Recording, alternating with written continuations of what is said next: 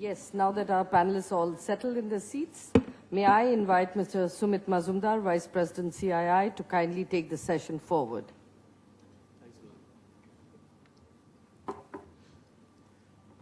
Distinguished guests, ladies and gentlemen, a very good afternoon and a warm welcome to the second last session of the first day.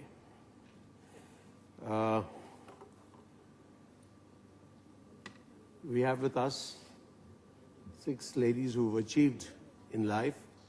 And we're going to talk to them and find out what has been the magic that has created their success, or what the secrets have been, whatever they're willing to share, of course. Let me welcome Ms. Vanitha Narayanan. She's the co-chair of the CII National Committee on MNCs, and she's the managing director of IBM, and she's also the regional general manager for India and South Asia for IBM. Ms. Shobna Kamineni, she's the chairperson, CII National Committee on Public Health, and she's also the executive director of Apollo Hospitals Enterprises Limited. Ms. Neeru Abrol, she's the chairman and managing director of National Fertilizers Limited, a public sector unit. Ms. Madhu Kishwar, she is the professor, Center for the Study of Developing Societies, founder, Manushi Sangathan and Manushi Journal. Ms. Ritu Kumar, who is a leading fashion designer and director of label Ritu Kumar. And finally, we have Ms. Vandana Luthra, who is the founder and mentor of the VLCC Group. On behalf of CII and my personal behalf, let me extend a very hearty welcome to each one of you, and I'd like to thank you for being with us here today to share your perspective and share some of your ideas with us. The session is titled Women and Effective Leadership, which really very well fits into the overall scheme or overall theme for the 2 days, today and tomorrow, which is managing change, role of leadership and institutions. In the 1930s, although the freedom movement, we did see some very fiery women leaders, but such leaders were very far and in between. During that time, Mahatma Gandhi had quoted and said, which I quote, "If by strength is meant moral power, then woman is immeasurably man's superior. If non-violence is law of our being, the future is with woman." It is a pleasure to be with such powerful women panelists who have proven Mahatma Gandhi right. Ladies and gentlemen, let me briefly introduce you our panelists today. Ms. Vanitha Narayanan, who of course heads IBM in India, who leads more men than ladies, I'm sure. Historically, that's how businesses are run. Besides, what is interesting is, besides her primary responsibility, she also leads several leadership development and diversity initiatives for India and South Asia. And she is an advocate for developing the women's pipeline leadership at IBM. Ms. Shobna Kamineni is a celebrated entrepreneur who has spearheaded and continues to drive several new businesses on behalf of the Apollo Hospitals Group. Her keen interest in driving innovative public health initiatives have gone much beyond her work sphere. Ms. Neeru Abrol, she's an acclaimed professional in the area of financial management and is now heading, as I mentioned, the Fertilizer Industries Limited, which is a very large public sector entity. Her strengths are strategy and management. We have Ms. Madhu Kishwar. She has, through her journal Manushi, played a compelling role in opinion building on women's issues, which she continues to do with a lot of passion. Ms. Ritu Kumar has pioneered a completely new format of garment retailing, that is the boutique culture in India. She was awarded the Padma Shri Award in 2013 for her exceptional and distinguished services in the field of fashion, textiles, and craftsmanship. Last but not the least, of course, is Ms. Vandana Luthra. Like Ritu, she has revolutionized and changed the perception of beauty in India, which is more about fitness and wellness. They are truly amongst the women leaders who have been game changers in their own respective fields. There is a perception that women leaders are masters in multitasking abilities, highly collaborative, communicative, opportunity-driven, strategic, and passionate about their work, and perhaps more inspired to adopt new ideas and ideals. There is now evidence to support such perceptions. Well-known research group Catalyst has found that organizations with more than 3 women on the board have had 83% higher return on shareholder value. As per the DFID report, GDP in India could rise by 8% if female-male ratio of workers went up by 10%. To quote the UN Secretary General Ban Ki-moon, countries with gender equality have better economic growth. Companies with more women leaders perform better. Parliaments with more women enact more legislations on key social issues. In India, though, we've had a woman prime minister and a woman president, and a reservation of 1/3 for the panchayats, yet the country is ranked 75th in women's participation in politics worldwide. A major step forward has been the New Companies Act, which now mandates at least 1 lady director on the board. I'm sure most companies are really hunting and looking to find a suitable lady to invite them to the boards, and I'm sure that the panelists have already been inundated with such offers by now. We at CII take pride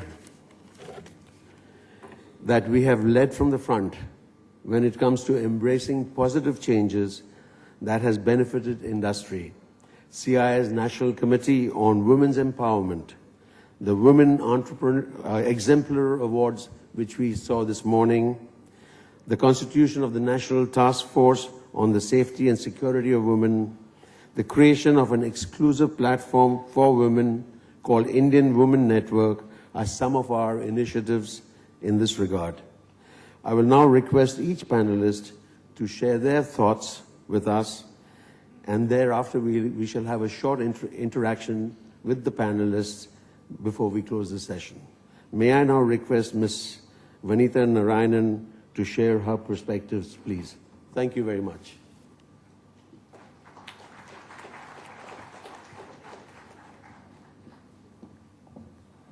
Good afternoon, and thank you for having us here on a topic.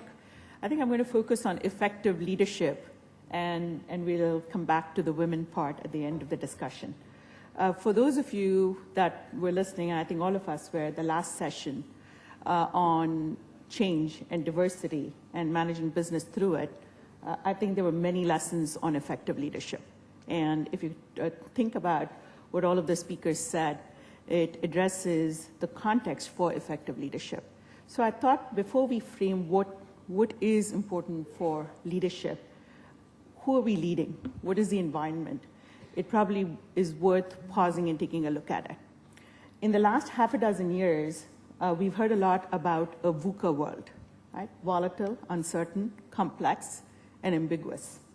Now, one of the speakers in the last panel said, and when you look at it, maybe they've all existed for a very long time, depending on what kind of businesses and where you were in. But I think what the last decade has shown us, in the business world particularly, but I think across the board, is that this is now becoming the new normal. When you look at long periods of stability, that is no longer a reality. So for any leader leading any kind of a business today, VUCA is the new normal. So if that is the new normal, then you got to sort of step back and say, our leadership styles and our leadership also needs to adjust or really lead in that world. Let me take another factor. The other factor, and here I'll go back to our Indian demographic. 50% of our population is in the 25-year and below category. Right? 2/3 of our population is below 35. So if we look at the millennial generation, which is largely the generation that we're going to be leading, if not leading already, this is the generation that's grown up in a very tech-savvy world, a mobile social world. This is a generation that is used to getting information very readily, and we all today live in a world where having information is not equal to having power. For those of us that may have started our corporate careers and other careers 2 or 3 decades ago, part of leadership was about the information you had that others didn't, and how you disseminated it and how you managed with it. Today, in today's world, and the world we live in, your information or anybody's information about anything is not just available to everybody in the corporation, but available to your competitors, to the ecosystem, and anybody who cares to do any research about it. So information has been democratized. So within that context then, people are looking for, and oh, by the way, you have a lot of very smart people spread across your company that will now have a point of view about how you manage that information. So when you look at a young population, you look at a population that has access to information and will not be shy about expressing a point of view or developing a point of view with it. And then you look at the ambition. We find that our younger population, whether here or anywhere else, very ambitious. But along with ambition, we also see that they have a desire to team. They want to be part of a bigger story. They want to be tackling a bigger problem. So we see both the combination of ambition, but a desire to team. And again, we heard one of our preceding panelists talk about creating clarity and a vision, which becomes extraordinarily important because we can be surrounded by data to a point where it becomes noise.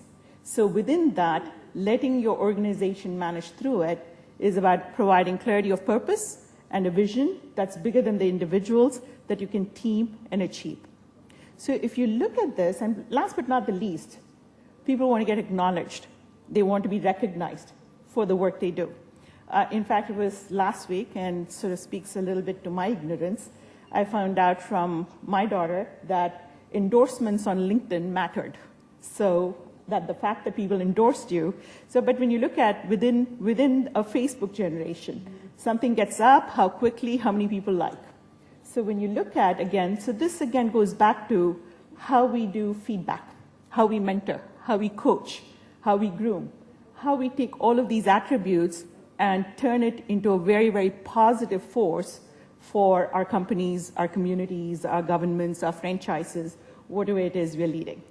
So when I look at effective leadership in a VUCA world, in a millennial world, in a world where we have complete democratization of information, it is really about transparency, it's about collaboration, and it's about setting a goal and setting a vision and a clarity and getting everybody to opt in. So now I'll shift to the woman part. You know, traditionally, when you look at leadership attributes, I'd like to think of them as attributes. And even last week, I think, in an op-ed piece, the work of a couple of very good researchers and writers was quoted, the Athena Doctrine, and why women will and men who think like them will rule the world. So it's not about women. It's really about attributes. And it's about, and again, there have been books written 2 or 3 decades ago about male characteristics and attributes that women who lead businesses need to emulate or have. So I'd really like to think about this. This is not a gender issue. This is really about structure, style, and attributes that we may have, which may be latent, that we have to groom, muscles we all have to develop, and maybe some patterns we have to change. It's about really being very collaborative, having the long view, and having a level of transparency and extraordinarily good ethics, because today a leader is very, very visible, and our actions speak louder than our words or our memos or anything we say. So I'll pause there, and since the other panel did such a great job of sticking to time, turn it over to the rest of my panelists. Thank you. Vanitha, thank you very much. Ladies, I'm going to switch around the names a little bit from the list, if that's okay with you all. I'm not going to make any comments because in the interest of time, we've got time pressures. The other guys have been running late. So may I now request Ritu Kumar to tell us her story.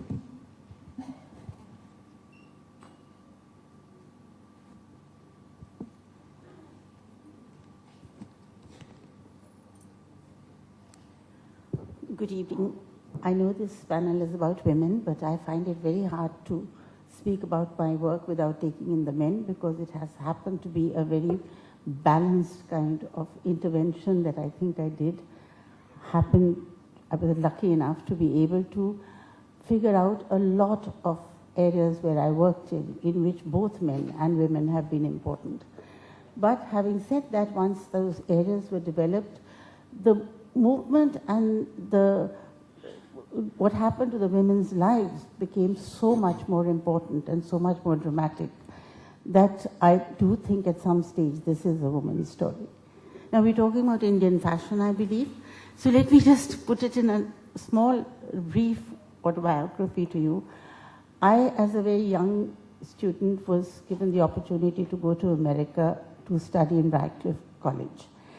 I came back after doing history of art with a lot of patriotic feeling, because when I was there, I had absolutely no idea what happened in India in the art field, and a lot of what happened in the Western world, and it was so disconnected that I started doing a course in museology. I was very lucky. Outside Calcutta, I found villages where they were doing hand block printing, which I tried to study, because it was a craft that had gone out with the embroideries and the tie-dyes and everything that the textile world in India stood for during the colonial times. So there was a vacuum of 200 years between what used to be of very high craftsmanship to what I saw, which was non-existent craftsmanship, and people were consuming things that were manufactured in Lancashire and brought back to India. I was very lucky. I met two brilliant women, Popul Jaikar and Kamala Devi Chattopadhyay, who I went to work with, and they put me on the route of, the closest I could call it is the barefoot doctor, and sent me to the most remote parts of this country to discover vegetable dyes, printing, and thereafter it opened the most fabulous resource for a young student to go and study in. Now let me tell you about fashion at that time in India. It was non-existent. Oh, there were no retail stores. In today's world, when you look at that, you wonder, how is that possible? But when I did my first 20 saris, I didn't know where to sell them. There were no cottage industries. There was none of the infrastructure.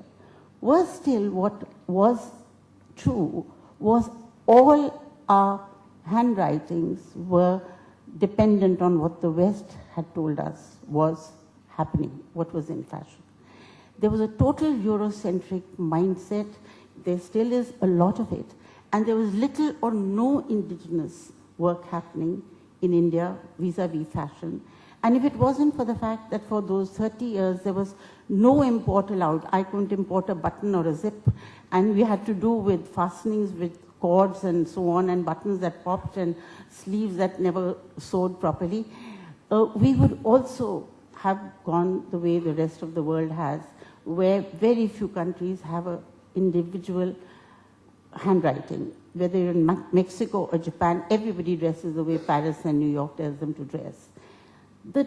The actual challenge was, in terms of, if you call it leadership in fashion or evolution of fashion in this country, happened with a lot of us people who went out as barefoot doctors and discovered the amazing skills with the women in all parts of this country. Today you will find those skills are the skills which actually support a full fashion industry in this country. We have come completely round circle, and I think the reason why the fashion industry survives in India is because, not unfortunately due to the men. If I look around this room, everybody is wearing suits. But if I look at the women here, each and every one of them has some organic part of their country that they are supporting and they believe in. And today we have a generation who's under 35 years old, and they have aspirations, but their aspirations are there for a fashion which is modern, which is cosmopolitan, which is international. But at the same time, they have availability in our country of something that also organically touches them, which touches the root and which is made in India and which comes from its roots. And this little miracle has happened through the women in little remote parts of this country. And I'm amazingly proud to be part of this process, because 65 years is not a very, very long time. From going to a village where a woman had not 2 meals a day, but today she's sending her child to boarding school. That is the level of aspiration that we have created, and it is making a huge sea change in the rural areas, in the urban areas, wherever this movement is touching lives, where women can become self-sufficient, they have an income, and they are also contributing greatly to an identity in this country, as well as to something that is coming out of one of the richest resources of textiles in the world. Thank you.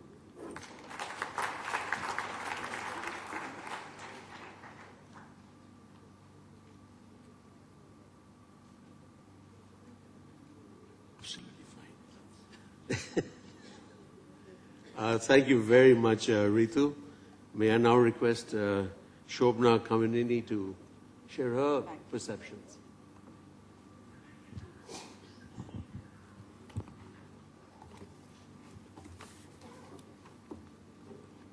Good evening, ladies and gentlemen. I think it's been a long day for all of you. So I'll start with a question and answer it.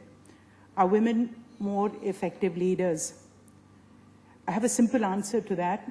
And the thing is that there are just so few of us that we get profiled more. And there's so many more men. If I can use a medical analogy, it's like natural child, conception. So there's so many out there, and so for men there's so many out there, and one would fertilize the egg. Whereas in IVF, it's a targeted thing. So women leaders are like IVF right now. So there are just a few. So I've answered that question, and if all of you are tired, I'll stop there. But if you can bear with me, I'll give you 2 facts, a story, a personal. I'll share a personal anecdote and can conclude with a perspective. So can I go or stay? Okay, here goes. So fact 1, it's a curious thing happening that if you look at it over the last 10 years, and I've seen it in our medical college, there are more women trying to become doctors, lawyers, engineers, even in the B schools. So there are more and more women who are going to be there, flooding that workforce, looking for jobs, and they're going to start competing with men. And this means that in the next gen, there'll be more women at the top table than any of us oldies that you see here. Or, okay, only I'm old. Okay, that's fine. Okay, so we're going to see more of that phenomenon. So that's fact one. Fact two, I asked a friend of mine, many of you will know her, she's ex-McKinsey, she's like the poster child on many of the boards that Sumit was talking about with this. So I asked Irina, what's the difference between a male and a female leader? So she immediately said, it's largely the expectation of men, like you gave at the beginning, all those things that you spoke about and said, they're empathetic, they're collaborative, etc. My friends, just because someone is called Amma or Didi, they're not warm and cuddly. So being empathetic and collaborative is very important. Don't get me wrong, I think it's a strength with this thing. But it's a leadership trait for everyone. That's something even Sumit said and Vanita said, that everyone needs to have those traits. So it'll be fatal to bracket women according to what is the perceived perception or what is your female frame of reference. So please don't do that in future. You might see someone carrying a handbag or wearing a churidar or a sari or whatever, and you would want to bracket them. Don't do it. Our styles are very different. So my story. Day before yesterday, I was in conversation with Sadhguru Jaggi Vasudev. And one of the questions I asked him is, what's the difference between men and women at work? So you can see I prepared for this. And he said something very interesting. He said the difference between men and women diminished as technology and mechanization grew. Vanita, you kind of pointed to that. So now, women could enter jobs that traditionally only men could do, whether it's construction or whether it's engineering and all these things that always was to do with strength and that superior muscle force that you needed. Now with this, women can enter that. So I quipped back saying that the advantage largely seems to be for men because they don't need to do manual work anymore as they used to with this. So then he of course said, it's very important that, what we're seeing here is a whole different perspective, that more and more women will be entering into the realms that used to be only the male dominion. So we're going to see that phenomenon more and more. I see that with my kids, and I think that all of you, that would resonate again with you as a very important fact. So my personal experience with this, everybody gives you this thing that you have to love what you're doing, with them, they say, do, only the things you love. We always go out there and we'll tell people, do only the things you love. That's a tough one because I don't really accept that, because I think that I'm in two very non-lovable businesses. I sell drugs and I do insurance. I mean, that's fairly boring with this thing, it's not the real, that high tech. I ask any of the kids in the family, do you want to follow me? And then I'm the last one that anyone would want to shadow or, join. So the thing is that I changed it. So I said, you have to love the fact that you're adding value. Remember that. So you have to love the fact that you're adding value. Now, if you're adding value, saving lives and making a difference, to me, that's a blessing. But if you can respect and you love your co-workers as I do, it's an added bonus. In this case, the co-workers are my 3 other sisters. So there are 4 of us. So for us, it's a bonus that I have in my line of work. So in conclusion, but I can see Indrani there, who actually gave me some talking points, wringing her hands and saying, I gave her a prepared speech and she's not following any of it with this.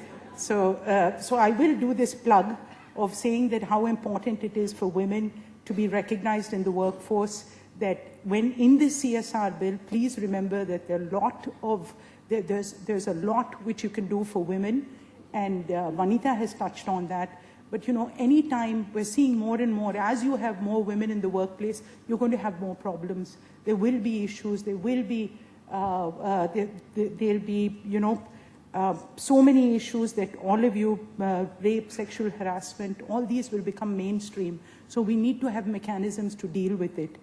The second part of that, of my CII plug, is that I think that health is very important. Health is not important just for you men, but just remember, next time you have that checkup, take your wife with you.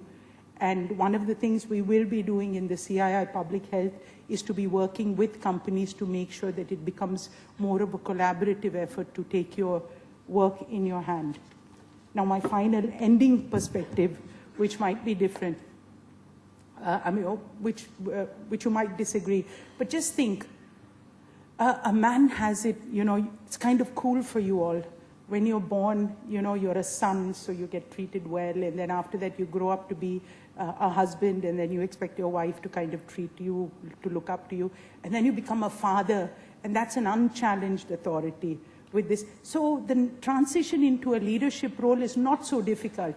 But women, you're born, you're always a daughter, you're a wife, you're a mother.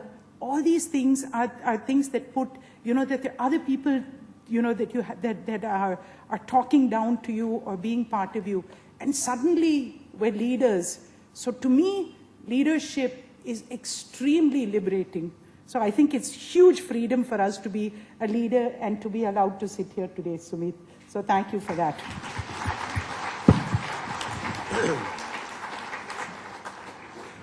Absolutely.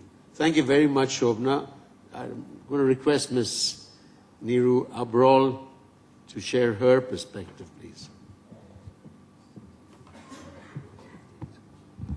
Good evening, everyone. My co-panelist, Mr. Majumdar. It's been a long journey. What she was saying, that we are all already oldies. Because I remember in late 70s, at that point of time, the kids were asked to do, to be a doctor or an engineer, I went into chartered accountancy. And when I went there, hardly any women there at that point of time. And maybe, the issue was there that, okay, the girls are in the marriageable age. So if you get stuck in chartered accountancy, it could be taking you a number of years. So you get stuck. So after doing chartered accountancy, I joined Steel Authority.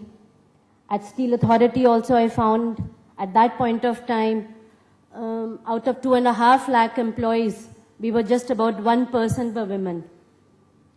And that also the women in the executive cadre were not many.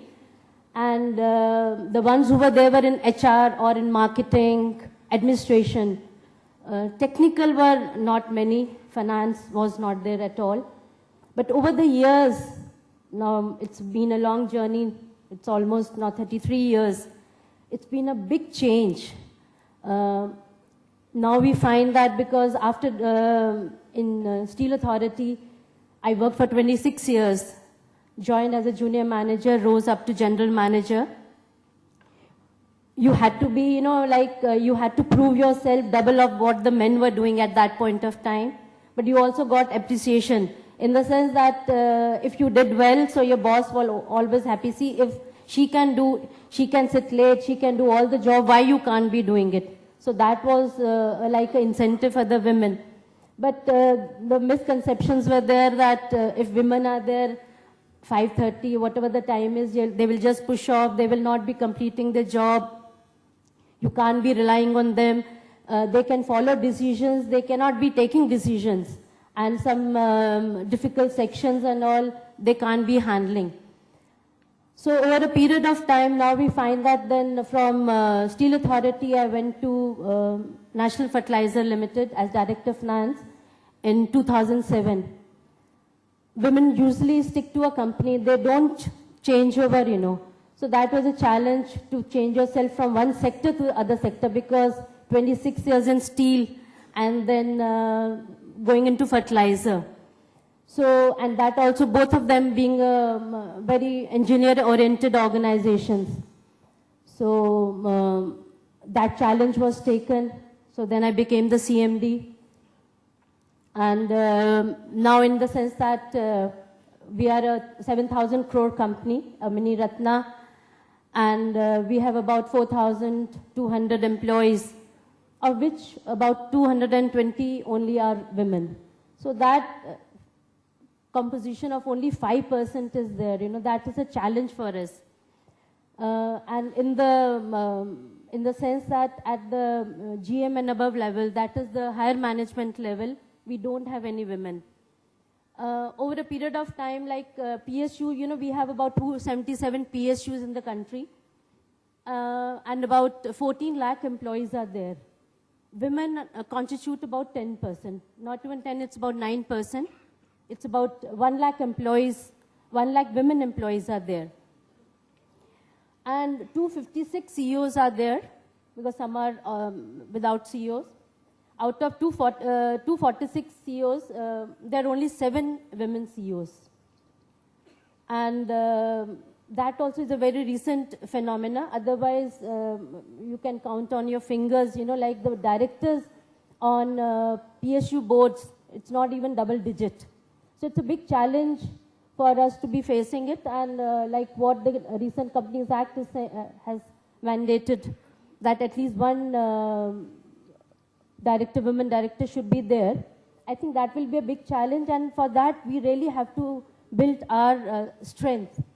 We are finding that there's a big change. The time I joined PSUs and now, you have lots of women coming in, and because their education level is improving, skill development is there.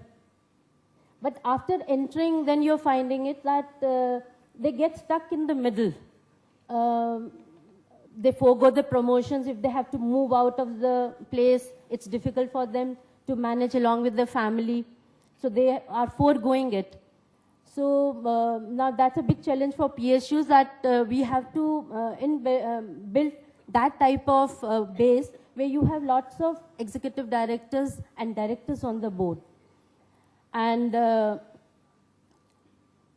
another stumbling block we are finding is the lack of, there's a perception, lack of perception in the sense that people feel that they do not have necessary skills in handling manufacturing industry.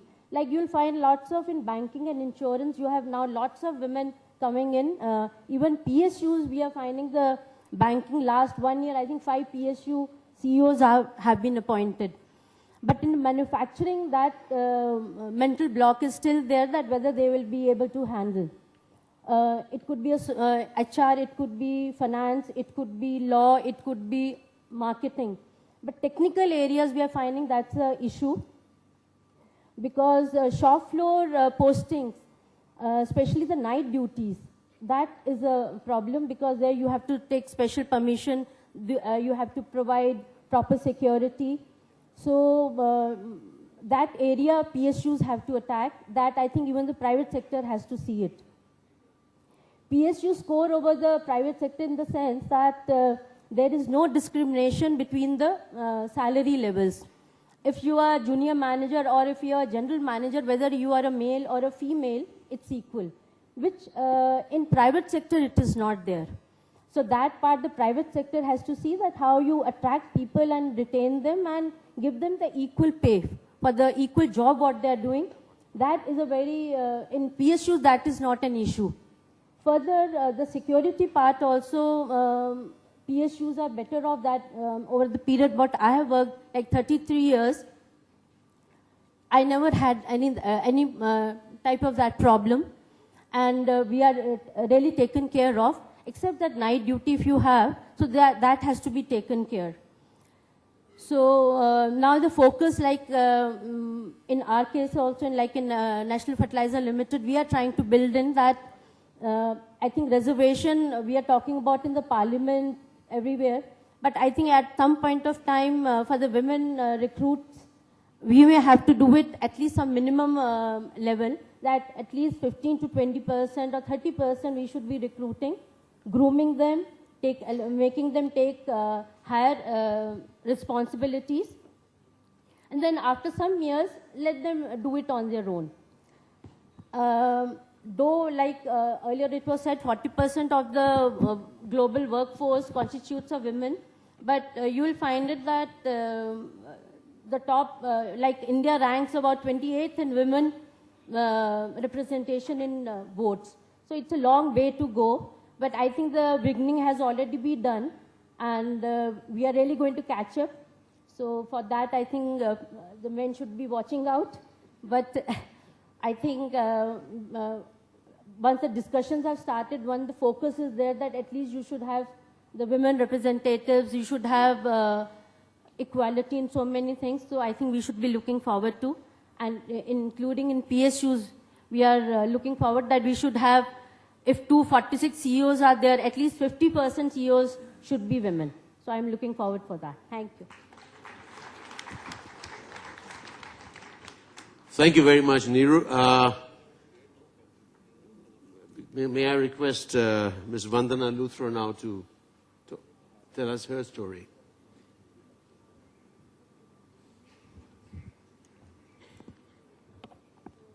Good evening, ladies and gentlemen, and my fellow panelists.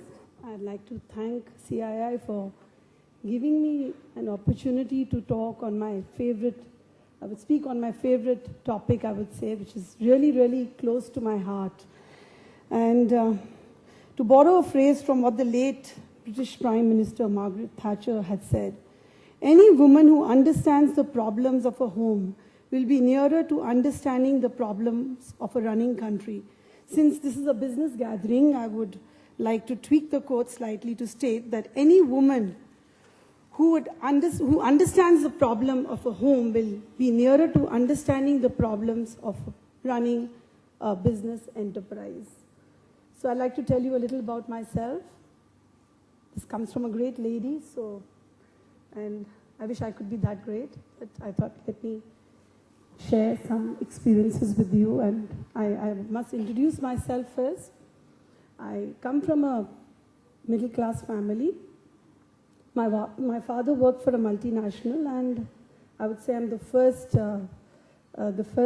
generation, I would say, entrepreneur. I never thought that I would be successful. I never thought about the commercial side of the business, but what I thought was that I wanted to create a brand that would reach out to the masses. And that's exactly what I did. I got into a business of transforming people because I wanted to change the lives of people and give them good health, and obesity was also at a rise, and I think women had just started to work, and I thought it was important for men and women both to look good in a corporate world, in a business world. If you're not healthy, then how can you deliver the numbers? So I just thought that I should do something which is more creative. I am a graduate from Delhi University. I studied in India. I took my initial training in health and beauty in India, and then I went to different parts of Europe because there's nothing really here where I could go and get trained. So I thought the best way to get trained is to go overseas. I definitely wanted to create a brand that would connect the body, mind, and the soul, and would be open for more and more women entrepreneurs to come in, because I felt that this whole wellness segment was completely unexplored, and it needed more organized players and definitely needed more women entrepreneurs. So I thought, let me do something for women, and that is the reason I started all this, and with a lot of determination. So when I got back from Germany, I got married, and I had my 2 kids. So I was a mother when I started to work. So while I got into the transformation business, I also went through I would say a real transformation journey. I started as a daughter, then I got married, then I became a wife, then I became a mother, and I thought it was a great transformation journey, and I felt it was a great training for me, because I did definitely I took all my training overseas and also in India, but I felt that what training I actually got in my house, because I belong to a very modern service class family, or whatever you may say, but I was born in a middle class educated service family. My father worked for a multinational, as I told you, but I got married into a far more simpler kind of a family where there was a great focus on values and culture, which was very right, and so from a modern to a conservative family. So it was a great training for me as an, I would say, as a, as an entrepreneur, where I learned how to manage my house. I learned how to manage my budgets, and I learned how to manage finance, or whatever you would say. I learned how to manage relationships. I lived in a joint family. I learned how to manage relationships. I learned how to love. I learned how to give. So I think for an entrepreneur, these qualities are very, very important. And a woman has far more qualities like this than a man, because I think the balancing act is very, very important, where you think from the head and the heart.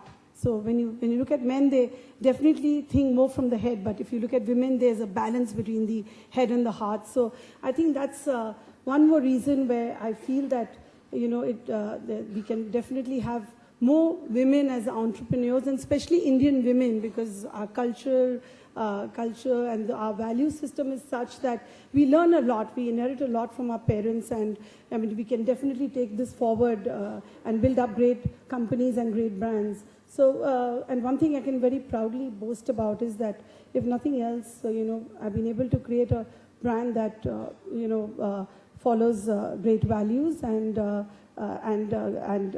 very ethical organization, and we are dealing with people, so we're like doctors. So, and also the wellness segment obviously gives great amount of opportunity to women, and to come forward and sort of, take up this as a career. And I'm actually, I understand the hurdles, and I very much understand, how difficult it is for a woman to manage and to start a business, without finance, because this is a real big problem, especially for women who come from, families like I did, where parents could give us education but couldn't give us the money to create business or to start a business. So I would say that, we must have an ecosystem where, there is an opportunity for first generation women entrepreneurs to raise finance. And I know how tough it is going. It would have been for me if, my dreams would have been completely crushed had I not been able to raise some loan or whatever from the bank. So we already have a Bhartiya Mahila Bank today, a fantastic concept, I would say, and I hope that this entity would go beyond just increasing access to banking for women and make it more easier for women to turn into, entrepreneurs. And some of our most successful women in the business arena are connected to the world of banking and finance. And my appeal to them and to all the key officials in government and industry to ponder on whether we could have a development bank on the lines of what we used to have earlier in the form of the Industrial Development Bank of India. So it'd be far easier for women to get loans and to get finance and become entrepreneurs, because I think it is very, very important for our country to have more and more entrepreneurs. And I would do anything. And when I got the national award last year on behalf of trade and industry, I took it on behalf of all the women of India, and I committed myself to the fact that I must do something for India and to create more and more entrepreneurs. And I've, interacted with a lot of women, and I've been to a lot of workshops, and I think, I really, it's a marvelous job that CI has done, and definitely we need to get together and definitely do something to create more and more women entrepreneurs for our country. And the last but not the least, ladies and gentlemen, the women of this country don't need a special status. All they need is an equal opportunity. If we are able to provide that not only will we be able to unleash the domain of potential of 49% of the country's population to improve India's standing in the social and economic sphere globally, but also as a nation stand out as a true champion of women empowerment, whom the rest of the world may do well to emulate. Thank you so much, and thank you for being such great listeners. All the best, and I'd like to say that I wish you all a very healthy, happy, and a very holy life. Thank you. Vandana, thank you very much. Ms. Madhu Kishwar, please. I bring you last, as you said.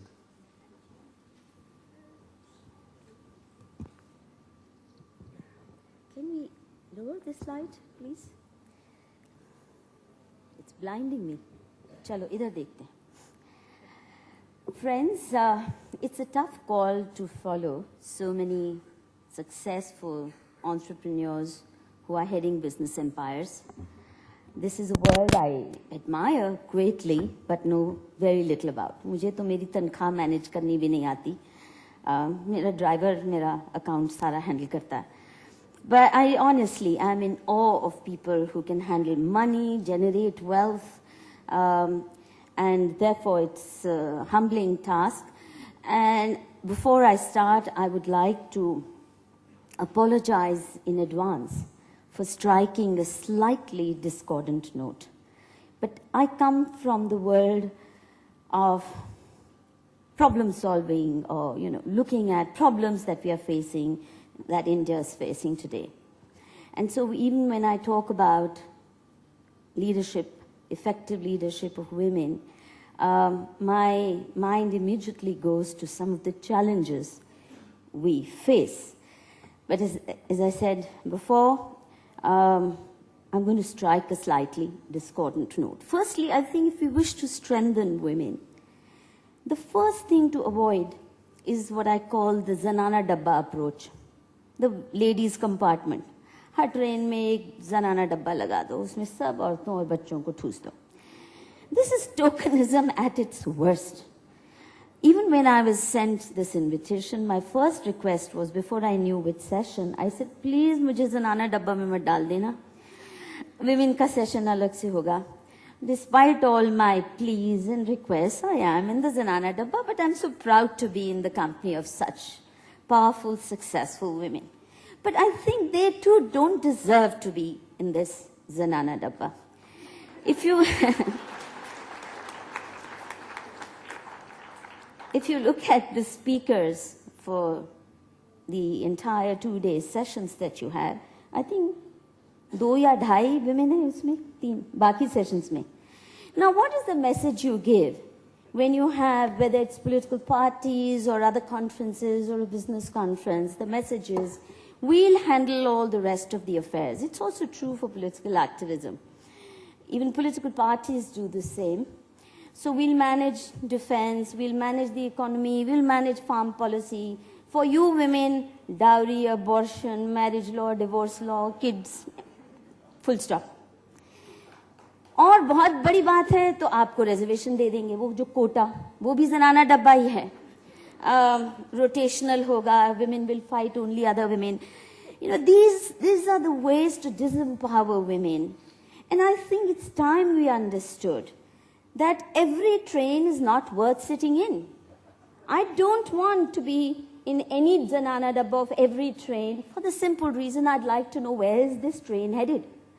Who's the engine driver? Is he drunk? Is he a drug addict?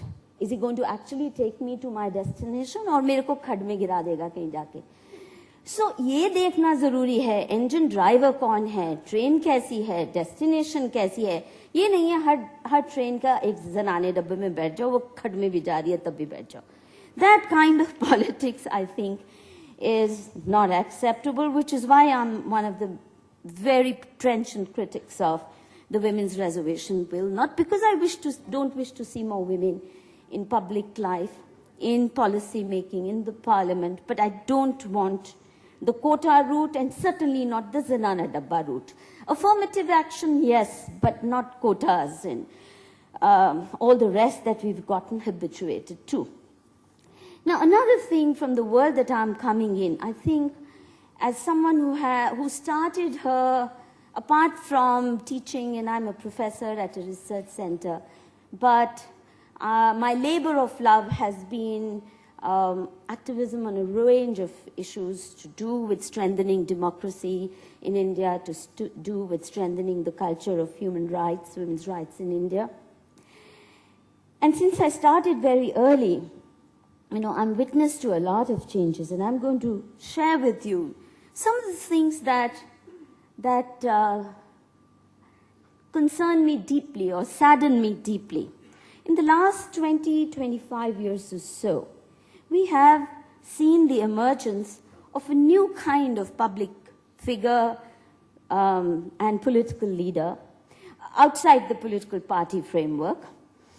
And almost all of the leading activist voices, political voices outside political party framework today are incidentally and not coincidentally connected with or emerging out of a hothouse growth called NGOs, almost all of who are propped up, funded, supported, backed by international donor agencies.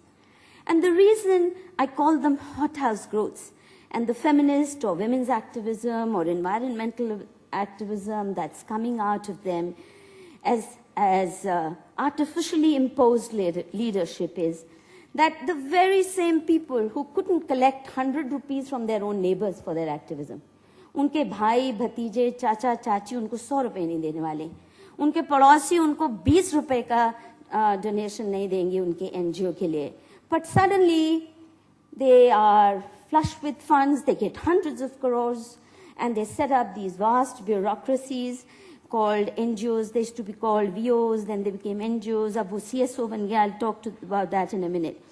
Now, all of these NGO-produced leaders, supported by US, European foundations, are truly rootless wonders. Because if this money were to be withdrawn, ढूंढे नहीं मिलेगा. You will have to go with big microscopes to look for these NGOs and their leaders if the money were to be suddenly, because it's all about what I call imported ideologies and export quality activism. सती देवराला में होती है एक बेचारी रूप कमर की, तो देवराला में कोई नहीं जाता है, सीधे कोलंबिया यूनिवर्सिटी, स्टैनफोर्ड यूनिवर्सिटी में कॉन्फ्रेंसेस करने लग जाते हैं देवराला की सती पे. भाई वहां जाइए, पता तो कीजिए हुआ क्या था. सती थी, मर्डर थी, सुसाइड थी, वो भी जरूरत नहीं है. थियरी पे थियरी झाड़े जानी है और एक्टिविज्म शुरू कर देना है.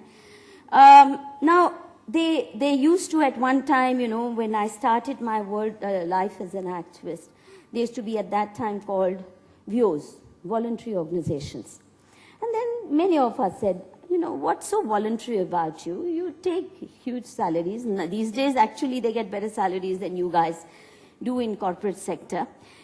5-star activism, jet setting. So what's so voluntary about it? Please don't use this word.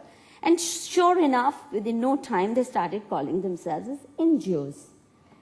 Now, firstly, to label yourself as a non, you know, is something negative, huh? But in any case, all of them are dependent on some government or the other. If not the Indian government, then the US government and the Danida and the Swedish government and its created donor agencies. So there's nothing non-government about you either. And so before we could register this point, they started calling themselves CSOs, civil society organizations. But there's nothing, they're neither civil nor social, because they're forever at war with our society. Har cheez mein we are backward. So if there is an honor killing in some part of India, they start breastbeating that these are, you know, medieval, barbaric people, ban them, ban cops, ban this, ban that.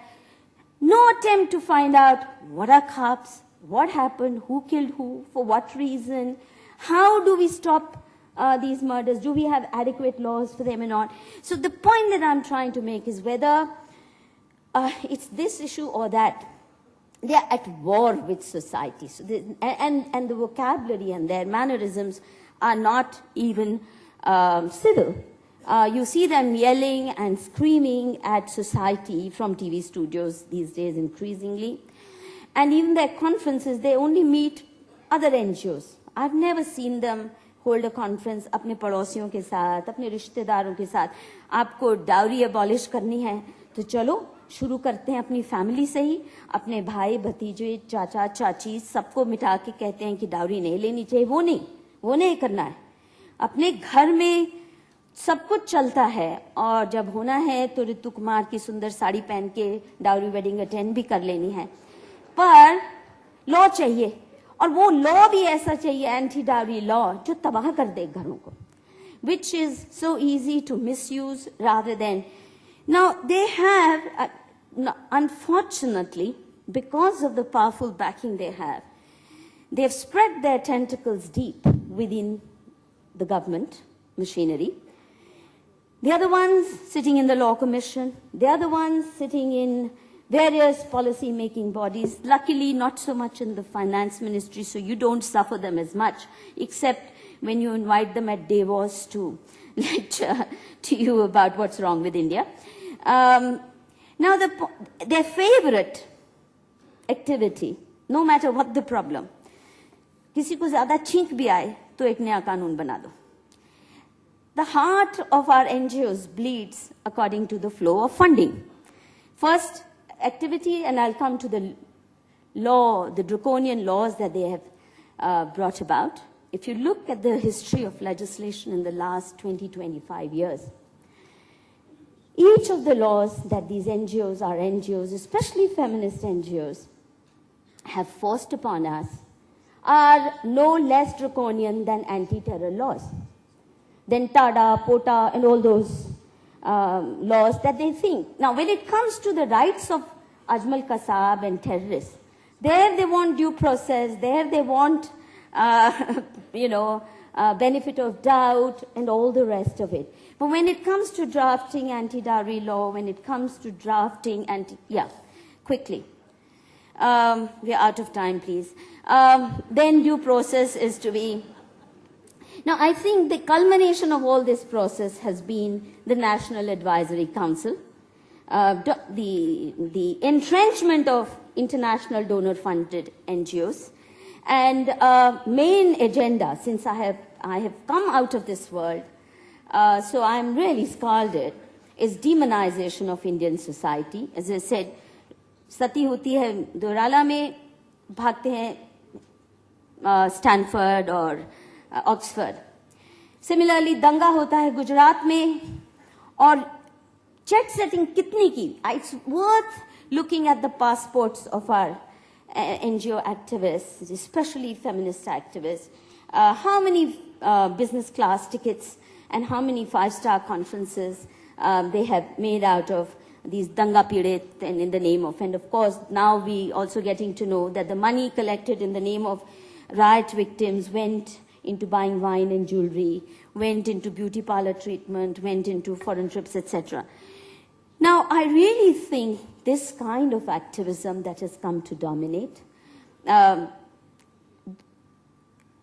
politics of looking for real and imaginary fault lines, looking for conflicts, real and imaginary, never bridge the gap, but if there is this little gap, widen it so much that, be it gap in the domestic life, थोड़ा सा झगड़ा है तो divorce जल्दी से कराओ और sir फुड़वाओ.